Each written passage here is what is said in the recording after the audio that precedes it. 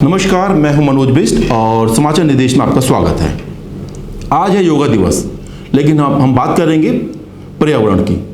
ऐसा इसलिए क्योंकि यूपी में बलिया में काफ़ी लोग हीट वेव से मर चुके हैं। और ये क्यों हो रहा है, गर्मी इतनी क्यों पड़ रही है, पर्यावरण में इतना चेंजेस क्यों हो रहे हैं, इसी बात पर चर्चा करेंगे। और इसी बात को चर्चा करने के लिए हमारे स्टूडियो में आए हैं प्रगति भक्त फाउंडेशन के संस्थापक राजेश शर्मा जी। आइए उनसे बात करते हैं और उनसे इस विषय के बारे में चर्चा करते हैं कि ये ऐसा क्यों हो रहा है। राजेश जी नमस्कार, और आपका हमारे स्टूडियो में बहुत बहुत स्वागत है। जैसे कि आपने न्यूज़ में सुना होगा कि देश के अलग अलग भागों में जिस तरीके से हीट वेव्स आ रही हैं उससे काफ़ी लोग मरे हैं और पर्यावरण में काफ़ी चेंजेस आ रहे हैं।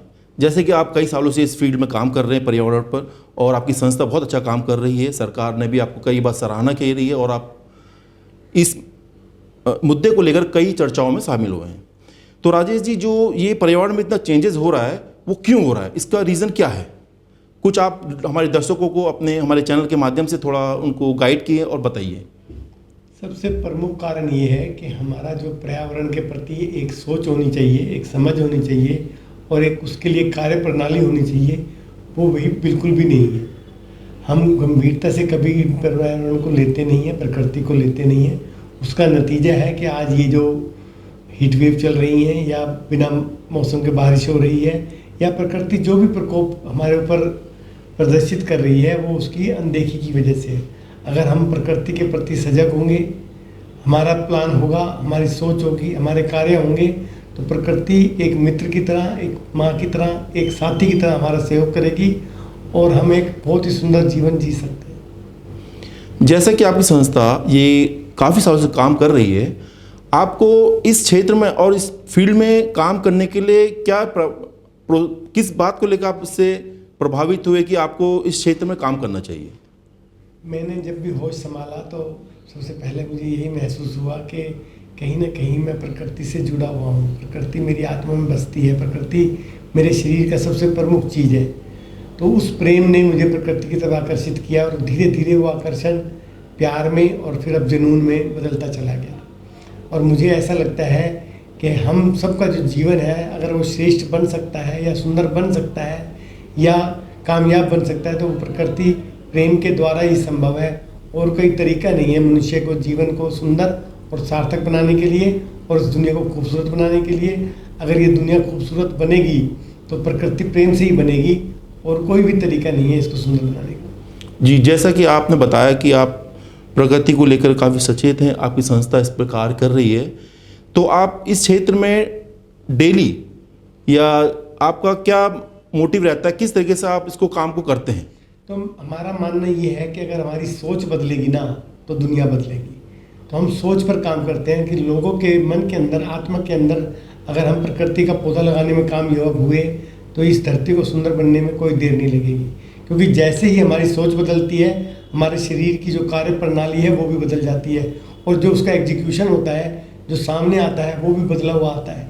तो अगर हम अपनी सोच बदल लेंगे, हमें ये महसूस हो गया जिस दिन कि प्रकृति के बिना कुछ भी नहीं है और प्रकृति के साथ ही जीवन है, प्रकृति के सहयोग से ही जीवन है, तो उस दिन ये धरती बहुत खूबसूरत हो जाएगी।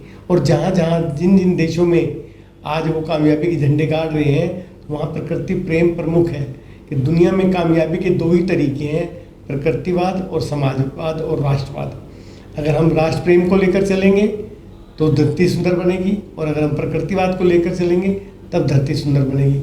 लेकिन आज हम देख रहे हैं हमारे भारत के अंदर इन दोनों चीज़ों की जो है बहुत जो है अवहेलना हो रही है और इनको जो है जो एक लास्ट उस पर स्टेज से गुजरना पड़ रहा है।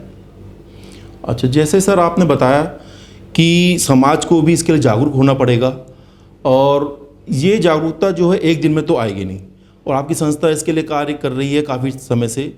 तो अगर हमें अपने बच्चों को प्रकृति के ऊपर ध्यान देने के लिए हमें कहा जाए, उनको थोड़ा हम गाइडेंस दें, तो हम उनको कैसे कर सकते हैं अपने बच्चों को इस क्षेत्र के ऊपर? बच्चे एक फूल की तरह से होते हैं, छोटे से मासूम से परमात्मा के रूप में ही होते हैं। अगर हम उनको जिस काम में ढालेंगे वो उसी में ढल जाएंगे। तो अगर हम चाहते हैं दुनिया को बदलना तो बच्चे जो है सबसे बड़ा हथियार साबित हो सकते हैं। अगर हम उनको खिलौनों में जो बंदूकें ला कर देते हैं, कारतूस ला कर देते हैं, ऐसे खिलौने ला कर देते हैं, उसकी जगह उनसे पेड़ लगवाएं, उनसे कोई दान पुण्य करवाएं, उनसे किसी पशु का जो है सहयोग करवाएं, तो जो उनकी मेंटलिटी है वो चेंज होगी।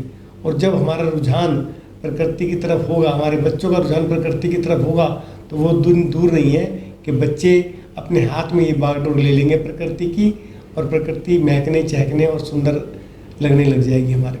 जैसा सही आपने कहा सर कि बच्चों को जो कि जैसा हमको गाइड करेंगे आगे वैसा ही वो काम करेंगे। तो सबसे पहले हमें अपने बच्चों को गाइड करना होगा कि प्रकृति को ध्यान रखें, एक पौधा लगाएं, जन्मदिन के ऊपर पौधा लगाएं, बिल्कुल सही बात है, और अपने शादी विवाह पर पौधा लगवाएं। बिल्कुल। जो हमारी सरकार से निवृत्त जो लोग हैं, जो पेंशन लेते हैं, उनको पौधे लगाने की जिम्मेदारी दी जाए।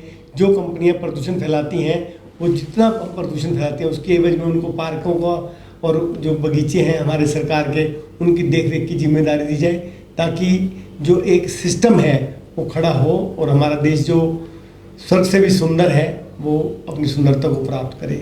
इसके लिए प्रत्येक व्यक्ति को, छोटे से लेकर बड़े से बड़े व्यक्ति को इसमें जुटना पड़ेगा।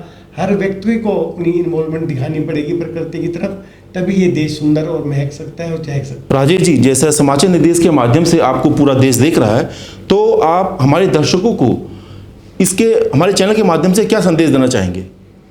प्यारे दोस्तों, सबसे पहले तो मैं आपको आज के अंतर्राष्ट्रीय योग दिवस की शुभकामनाएं देता हूं, और मैं आपसे इतनी ही विनती करना चाहता हूं, दुनिया का सारा विकास, सारी तरक्की, सारी खूबसूरती, सारी सुंदरता, सारा सिस्टम जो है वो प्रकृति से जुड़ा हुआ है। हमारा शरीर 100% अंदर से भी बाहर से भी प्रकृति का बना हुआ है, और योग भी जो है वो प्रकृति से ही जुड़ा हुआ है।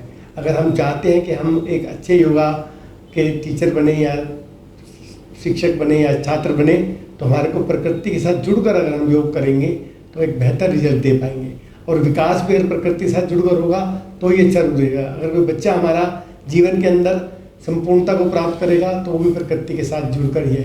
परमात्मा ने भी इस धरती पर जो अपना रूप दिखाया है प्रकृति प्रेम का ही दिखाया है। तो अगर हमारा देश प्रकृति के साथ जुड़कर हर फैसला लेगा, हमारा देश शिक्षा में भी प्रकृति को साथ जोड़ेगा, विकास में भी साथ जोड़ेगा, तो कोई ताकत नहीं है कि हमारा देश दुनिया का सबसे सर्वोत्तम, सबसे श्रेष्ठ देश बनेगा। तो मेरी आप सबसे आज के इस विशेष दिन पर यही हाथ जोड़कर विनती प्रार्थना कि आप प्रकृति भक्त बनो, प्रकृति प्रेमी बनो, प्रकृति का जो है अक्षर से अनुपालन और पालन करो, ताकि ये हमारा आने वाला भविष्य जो है देश का सुंदर और बेहतर बन सके। इन्हीं शुभकामनाओं के साथ आप सबका बहुत बहुत धन्यवाद। राजेश जी, आपने हमारे दर्शकों को काफ़ी अच्छा जानकारी दी, और इस जानकारी के लिए हम आपको आने वाले समय में भी दोबारा कभी इंटरव्यू के लिए बुलाएंगे, और आपका हमारे चैनल पर आने का बहुत बहुत धन्यवाद। नमस्कार। आप सबका भी बहुत बहुत धन्यवाद।